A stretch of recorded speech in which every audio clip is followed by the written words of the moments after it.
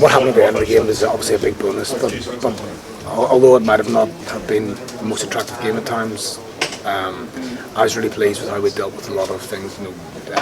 Newcastle came with a big kicking plan off 9. When that happens and some of the kicks are on the money, you've got to do the right thing, and sometimes you've got to kick the ball back and wait your chances. And there was times in the first half where we had some half counter-attacks and nearly got there, but in the second half, as they got tighter and their kicks went a bit longer, we counter-attacked beautifully and played some decent attacking rugby. I thought in the first hour of the match, had we converted some of the mauls that we had closer to their line, we played well enough to get into those situations, but came away with nothing. The game was 13-3 and in the balance at that point. But I was chuffed with the energy that we showed in defence. We got stronger and stronger as the game went on, and it was a good reward for patience and winning our moment. When it comes to patience, you can outlast anyone on your team, can't you? Well, like I said, it's about doing the right things. There's no point, headlessly running the ball back when there's nothing there and the ball's slow. So we had to wait the right times to attack, and I thought throughout the game we did that pretty well. Not just the last 7 minutes, but there was actually some good attack before that, and when we had to defend, which wasn't very often. Usually we were running backwards, chasing kicks, but when we had to defend, I thought we defended brilliantly again. So Charlie's giving up on what basis? It's actually probably a good point.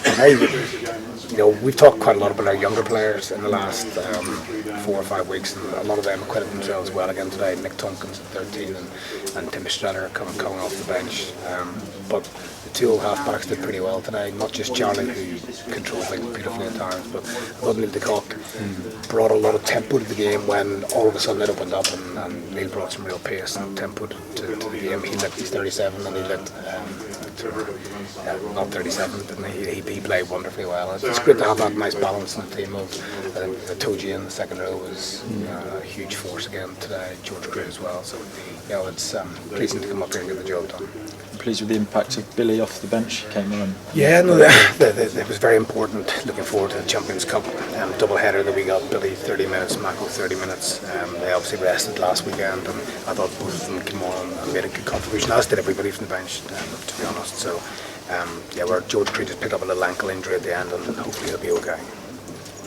I mean, what does it say about your squad that you rested at least three internationals today, and you deployed people off the bench, and you still won by 30 odd points away from home? I'll have a wee stab at going through the starting 15 for you, just to let you know where they came from. So Richard Barrington we got from Jersey, Jimmy George through the academy, Juan Figlo obviously from Montpellier, the 2 locks obviously through the academy, Will Fraser through the academy, Jackson Ray through the academy, and Michael Rhodes obviously, not Michael Rhodes, but Samuel Avenisa from Zebra.